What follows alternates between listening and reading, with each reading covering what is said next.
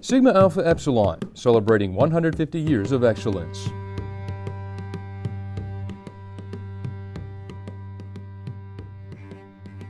We remember our heritage.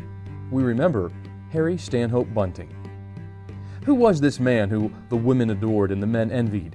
His looks alone at such a young age gained him attention, especially on college campuses. Everyone knew him as Harry Bunting. His college experience took him on the same path of his two older brothers, Frank and William, for they all attended Southwestern College in Clarksville, Tennessee. And Harry often joked if he was going to join a fraternity, he didn't have many options thanks to family influence.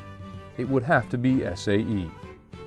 But unlike his blood brothers, Harry stood out for what he did that would take Sigma Alpha Epsilon to the next level. Right from the start, Bunting fell in love with SAE.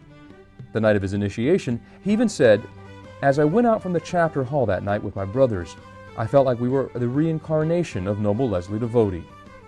Just remember the number 8, because that's how many years it took for Bunting to dream big dreams for Sigma Alpha Epsilon. He will most be remembered for expanding the organization so other college men could enjoy the same zeal and delight as him.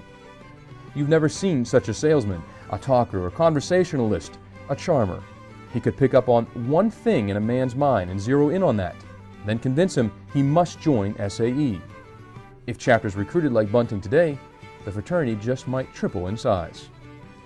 Bunting dreamed even more than he talked. He envisioned 100 chapters, a goal he disclosed only to his most intimate associates. Most importantly, he planned to heal the breach between the North and the South. And he did, not with one, but with 24 new chapters. They called it good fortune. We call it the golden age of expansion.